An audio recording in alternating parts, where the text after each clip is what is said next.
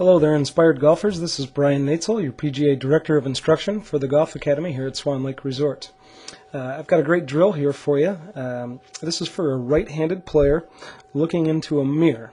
So here we have Rory McIlroy actually flipped in the frame so that it appears that he's left-handed, but if you can envision yourself as a right-handed player looking into a mirror, your target is certainly going to be here on this video to your left in the same direction that Rory's hitting a golf ball.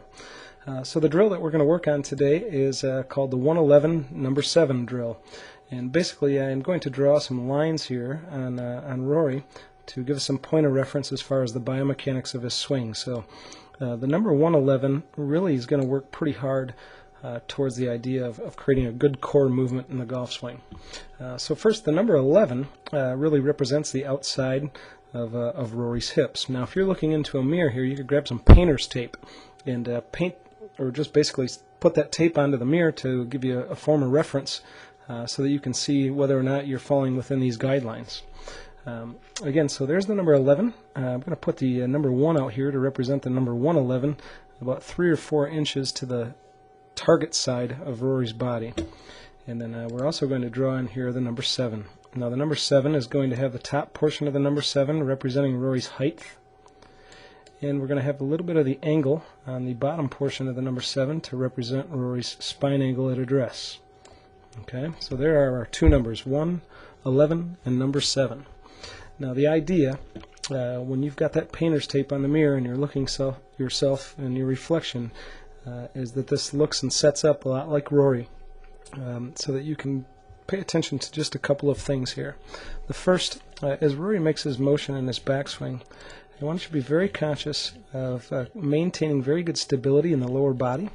So what we see here really is the first movement in the golf swing is really just a thoracic rotation with his T-spine. His lower body has done very little work at this point in time whatsoever. In fact, his hips are still staying inside the number 11. As we rotate all the way to the top of Rory's backswing, I want you to be conscious of looking at a couple of things here. As he gets to the top of his backswing, Rory is still the same height that he was when he started at address position. His spine angle is actually still leaning in a direction away from the target, and his hips are still very much inside the number 11. Now, the transition of the backswing to downswing at this point in time, this is the next step of the drill, is that we're going to see Rory's lower body start to shift to get outside of the number 11 and start to include the numbers 111. The other thing we're going to see is that Rory's going to start to get substantially shorter than where he is at the top of his swing. So the first movement right here as he starts his downswing is to squat into his lead leg and get his hips and his pelvis area to bump towards the number 111. And if you've noticed at that same time, Rory has gotten substantially shorter, probably about 3 to 4 inches here. And we also notice that Rory has still a spine tilt that is leaning back away from the target. Now what this allows you to do is basically to trigger 3 muscle groups that are really key in creating a rotary motion. We're looking for his quads to be activated, we're looking for his glutes, and his abs to all fire to create a pelvic thrust at this point in time.